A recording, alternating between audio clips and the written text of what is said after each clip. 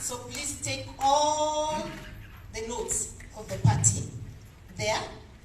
And whenever the party leader is not available, you chair the meetings you're supposed to chair. And if you're not available, I will chair. Thank you very much. This is the party constitution, Your Excellency. You're a professor of law, so I know you understand this document very, very well. May it guide you as you continue to lead this party as a deputy party leader. This is our manifesto. You are deeply involved when we are putting together this manifesto before the elections. This is what will guide you in ensuring that the government does follow the party manifesto. Please keep it there. Finally, all your communications with the party or with other agencies outside of the party will be in this file that has your name on it. Keep it safe. And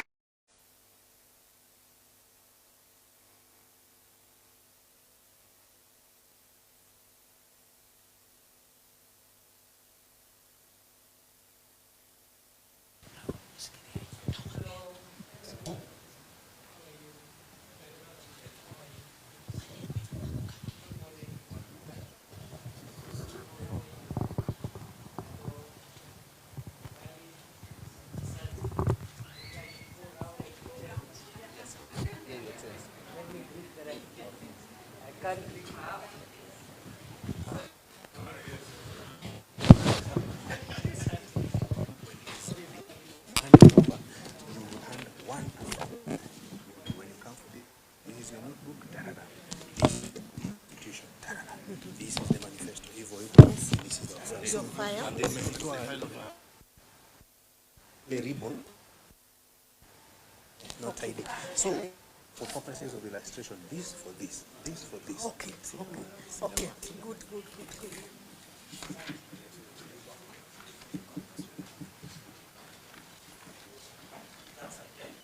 Thank you. Please have a seat. You may get seated.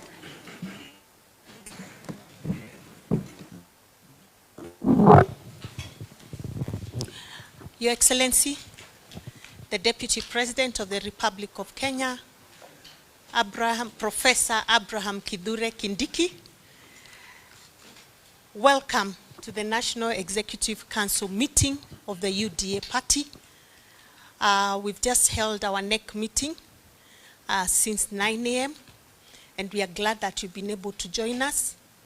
And so we'll go straight to the matter that has made us convene this meeting and ask you to come and join us so that we can be able to finalize our meeting as was expected. I'll ask the SG, Senator Hassan Omar, to take it up from here. Thank you. Thank you, Your Excellency, the Chair. Welcome, Your Excellency, the Deputy President. As required by the Constitution of the party, I issued notice on 7th of November 2024, pursuant to Articles 8, 33, 1, 7, and 35 of the Constitution, to hold this special session of the NEC, and the agenda published was to, in effect, changes within the party leadership, and most importantly, the office of the Deputy Party Leader. So today, on the 11th day of November 2024, at the party headquarters at 9 a.m., we convened the United Democratic Alliance National Executive Committee and wish to state, whereas the National Assembly on the 8th of October 2024 approved a motion to remove from office by impeachment His Excellency Rigathi Gachagua, then Deputy President of the Republic of Kenya, and whereas the Senate, by more than the constitutional threshold of 2/3 of all the members of the Senate, voted to uphold 5 impeachment charges on the 17th of October 2024 and resolved to remove from office by way of impeachment His Excellency Rigathi Gachagua, then as Deputy President, and as communicated via Gazette Notice number 13,400 published in the Kenya Gazette 126 or Roman CXX VI or number 170 and dated the 17th of October 2024.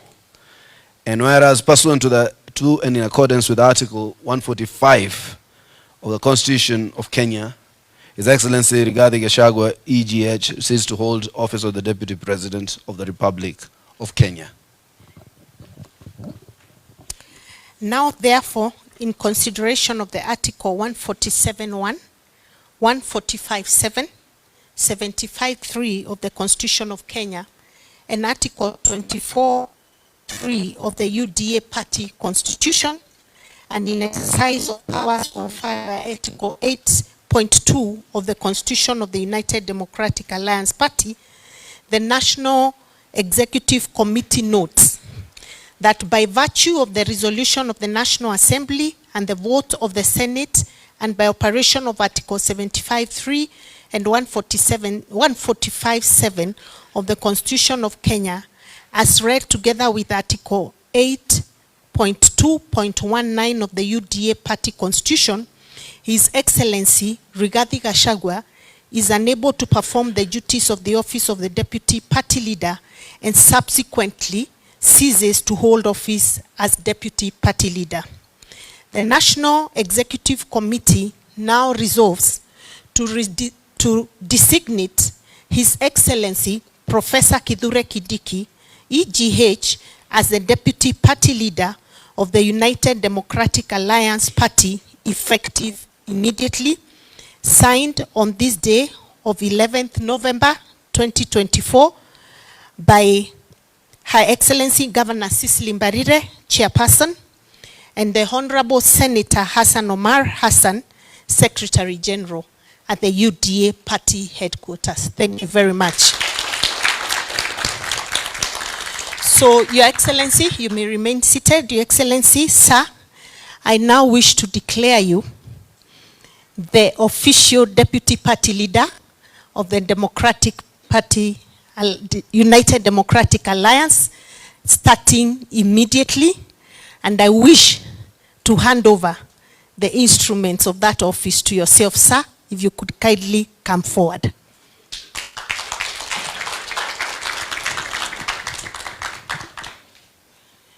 Your Excellency, this will be your notebook for all our meetings. As you can see, it has your name on it, so please take all the notes of the party there, and whenever the party leader is not available, you chair the meetings he's supposed to chair, and if you're not available, I will chair. Thank you very much. This is the party constitution, Your Excellency. You're a professor of law, so I know you understand this document very, very well.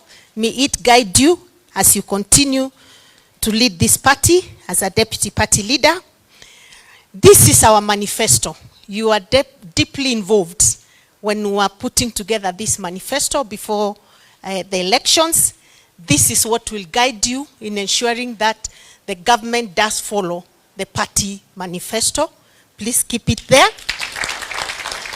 Finally, all your communications with the party or with other agencies outside of the party will be in this file that has your name on it.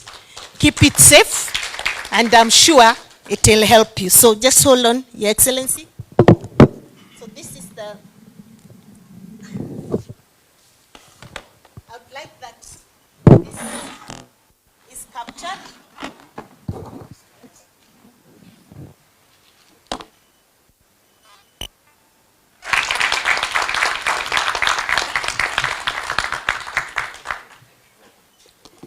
Sir, it is now my honor and pleasure to welcome you to take the seat of the Deputy Party Leader of the UDA Party. Thank you, SG. Thank you very much. Please be seated. Thank you very much, Chairperson of the UDA and Secretary General, distinguished members of the National Executive Committee of the UDA. It gives me pleasure today as I give thanks to the party and to the Almighty God for the privilege to chair, or rather to assist this party in serving as the deputy party leader.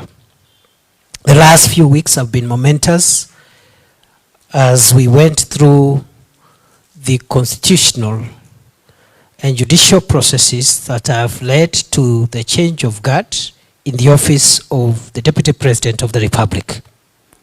And therefore, I must thank you as the party organ that is responsible for steering the day-to-day activities of the party. I must thank you for acting swiftly to make sure that our party does not experience any leadership gaps, so that we move forward the same way the other constitutional process of the transition in the office of the Deputy President of the Republic has already been concluded, to ensure that there is seamless service delivery to the people of Kenya and to the members of our party. Thank you very much. Number two, I want to say that I have been part of the journey that this party has traveled since it was founded. I am a proud member of the UDA, and therefore my first responsibility is my responsibility as a loyal party member of UDA, which I have been in the past and I intend to continue being, because all of us are members of this family called UDA, and it is what has made us what we all are outside the context of this meeting. I remember that immediately before I assumed office as Deputy President of the Republic, I served in this administration as Cabinet Secretary for Interior. And every time I have met the leadership of the party, the chairperson, the Secretary General, the Treasurer, members of NEC, party members, I always reminded them that, look, I would not be Interior Minister if it was not for the party. And in all democratic countries, in all multi-party democratic countries, the party is the one that forms government, and therefore the party is bigger than government. The head of state and government is the party leader first before being president, because he is a product. He holds that office by virtue of the party. And therefore, I am very clear in my mind what we need to do as a party going forward. Of course, the second role, which has been bestowed on you again with a lot of humility this morning, I accept, other than being a party member, to now serve as deputy party leader.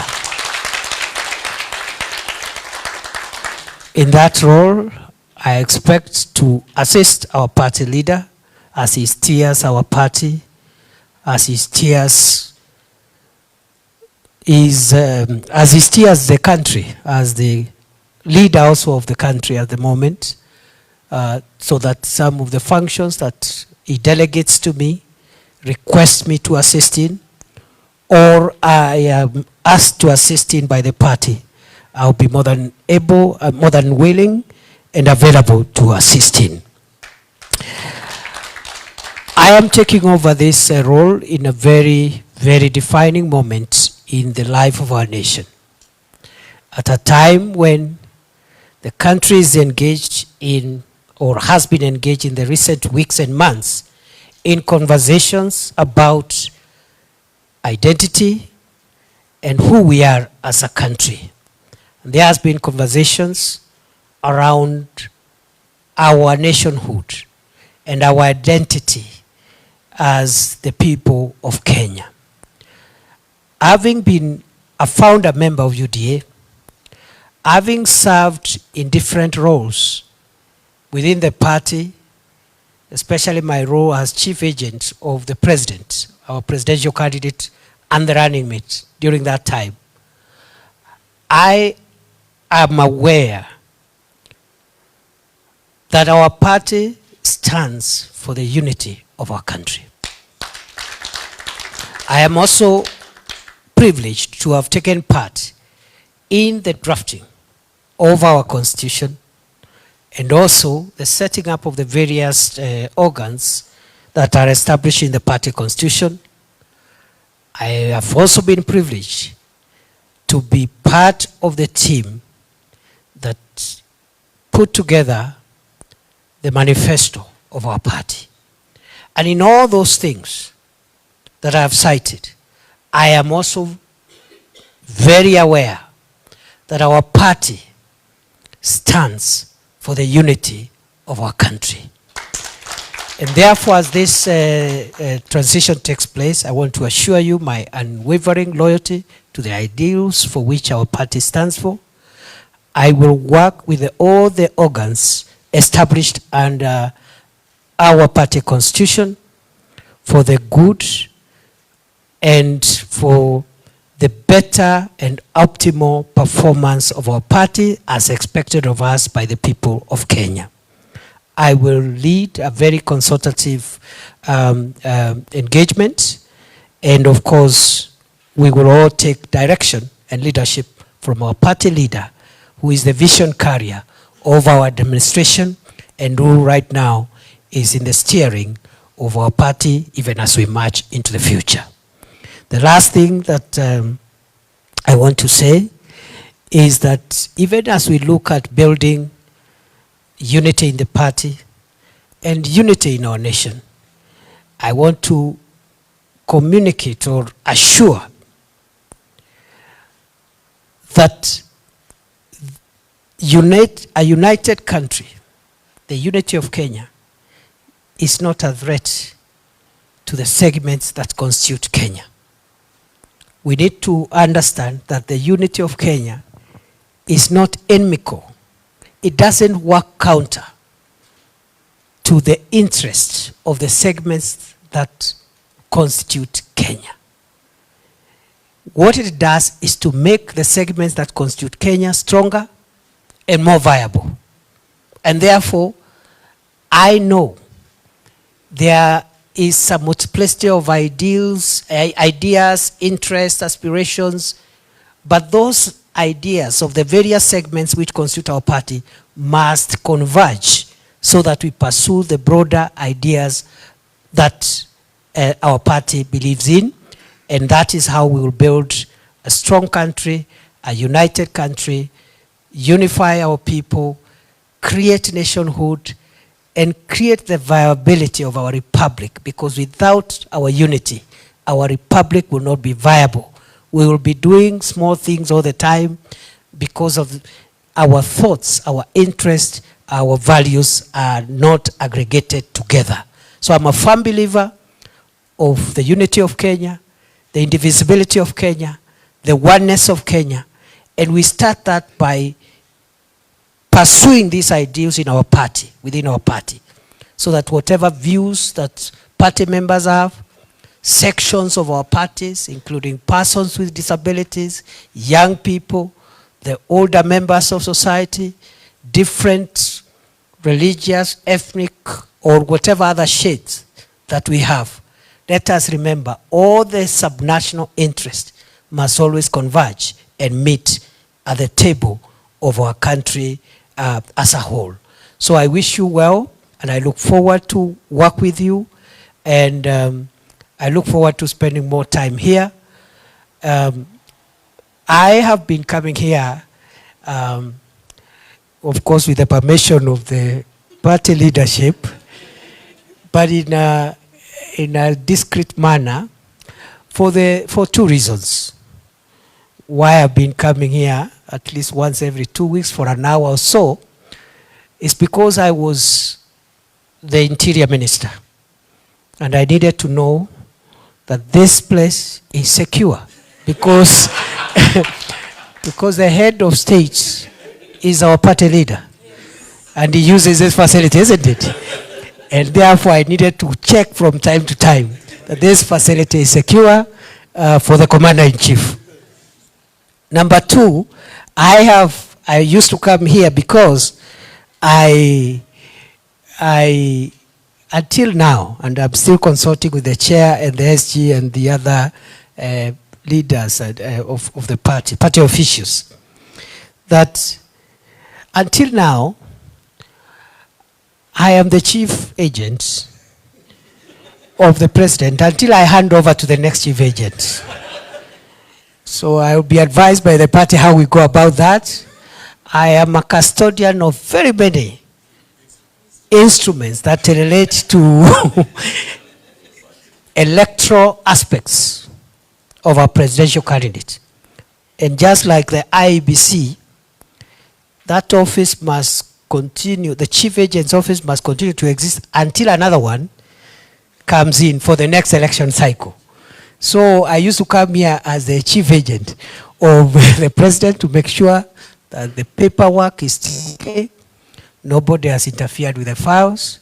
Our liaison with the registrar of political parties is still okay, but only in that limited sense of being a chief agent. Of course, there wasn't much work after the Supreme Court determined the validity of the election, but it is good manners and good practice that the party's presidential chief agent must hover around until another one is appointed. And going forward, we shall discuss that. So I've been asked just to give a short summary in Swahili for the sake of our members who are out there. Nataka nishukuru kwa sababu siku ya leo ni siku muhimu sana katika chama chetu cha UDA. Miezi michache imepita, wiki chache zilizopita, kumekuwa na mabadiliko katika ofisi ya naibu wa rais, na kulingana na katiba ya nchi yetu na shughuli ambazo zimefanywa na bunge la kitaifa, bunge la seneti na mahakama zetu, utaratibu ambao umefuatiliwa umeleta mabadiliko katika nafasi ofisi ya naibu wa rais. Nataka nishukuru chama chetu cha UDA vile vile kwa kuharakisha mabadiliko ambayo itawezesha chama kuendelea, kusikue na mwanya katika taratibu na uongozi wa chama. Nimechukua nafasi hii kwa unyenyekevu, na nimeahidi ya kwamba nitafanya kazi na vyombo vyote na vitengo vyote vya chama chetu, kwanza nikiwa mwanachama, kwa sababu sisi zote ni wanachama wa UDA, na mimi nitaendelea kuwa mwanachama mwaminifu wa chama chetu cha UDA. Ya pili, nitafanya kazi mpya ambayo nimepatiwa kwa heshima kubwa na chama chetu, kumsaidia kiongozi wa chama chetu katika kuendesha masuala ya chama chetu, na nitakuwa mara kwa mara nikifanya kazi kupitia ushauri wenu kama baraza kuu la chama na vitengo vingine ambavyo chama chetu kimeanzisha kulingana na katiba ya chama, na vile vile wanachama wetu ambao wako katika sehemu zote za nchi ya Kenya. Vile vile ningetaka niseme ya kwamba chama chetu lazima tukitie nguvu, lazima tukiwezeshe. Kuna masuala ambao bado lazima tuyaendeleze, ikiwemo jambo la kusajili wanachama.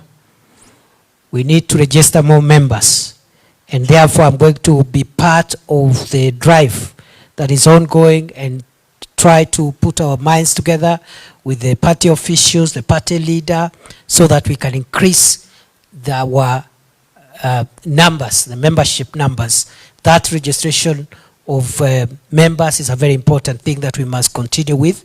The second exercise is, of course, the elections, the grassroots elections that have been going on. We will again, under the leadership of our party leader and consultations with the party organs, make sure that we proceed with that process of completing grassroots party elections. Tukimalizia ni kusema ya kwamba mimi vile vile ninaamini ya kwamba chama kiko na nafasi nzuri katika kuimarisha demokrasia katika taifa letu la Kenya. Na chama kulingana na katiba yetu ndio kinaleta serikali. Serikali zinaletwa na chama. Chama ambacho kinashinda uchaguzi ndicho kinaleta rais, mawaziri na vyombo vingine na vitengo vingine vya serikali ya kitaifa. Kwa hivyo chama chetu ni chombo muhimu cha demokrasia, na mimi shirikiana na wanachama wetu na maafisa wa chama na mkuu ama kiongozi wa chama chetu kuhakikisha kwamba tumeimarisha chama chetu, kukitia nguvu ili kiweze kudumu kwa miaka mingi itakayokuja. Kwa hayo mengi na washukuru sana. It is an honor and privilege for me to assume this office today. And I don't know what is the next thing, Chair. I stand to be guided so that I can now, you can tell me what next. Thank you very much and God bless you. Thank you so much, Your Excellency, the Deputy President and the Deputy Party Leader. We are very happy to have you in office, and I believe with your able leadership, this party will move to the next level. I'm just informed by our treasurer that going forward, starting end of this month, Your Excellency, you'll be expected to pay your monthly subscription to the party. Now that you're the Deputy Party Leader, so he'll be communicating to you officially on what is expected of you as the Deputy Party Leader, because that's what we do when we are in these offices. That's different. That's different. That's different. And then, Your Excellency, I'll now request that you accept to have a photo session, I think right here, with the NEC members. But before we do that, so that after the session, we can allow His Excellency to leave. If you can have one of us leaders in a word of prayer, we can all be up studying, and we get one of us leading us in a word of prayer. Yes, Mheshimiwa Women Rep from Turkana, please lead us in a word of prayer. Please. Okay. Okay, tuombe. Baba Mungu mtakatifu uishie milele, tunasema ni asante kwa sababu ya adhuhuri hii. Baba, tumeshukuru sana kama officials wa NEC wa UDA. Tangu wakati tulianza tulikuita, umekuwa pamoja nazi wakati tulianza hadi tamati. Mungu wetu, tumeshukuru kwa kumleta naibu wa rais wetu mpendwa ambaye amefika mahali hapa. Amechukua kwa udogo wake sana hii nafasi yenye tumempea kama Deputy Party Leader. Na Mungu tunaomba yote yenye amecommit hapa kwamba umwezeshe ili sisi kama party tuweze kwenda mbele. Sisi wote hapa tukiwa wanasiasa, tukiwa NEC members, future yetu iko kwa hii chama, Mungu wetu. Kwa hivyo Baba, tunaomba uweze imarisha kabisa, uweze kutusimamisha. Baba, uweze kutuepusha na maovu yote, uweze kutuepusha na vita visivyofaa, uwape hekima na maarifa ili waweze kutupeleka level ingine. Wakumbuke kwamba kuna Mkenya kule chini mwenye anawategemea wao. Baba, tunaomba uweze kuwalinda na hata kuwaelekeza. Pia tutakapotawanyika mahali hapa, neema yako iweze kuandamana nasi kila mahali tuendapo. Tunaomba yote kupitia jina la Yesu aliye Bwana mwombezi wetu. Amen. Thank you very much. We'll now have a photo session, a quick one. Please, honorable members, come forward. Yeah, it's a photo, so please come forward, all of you.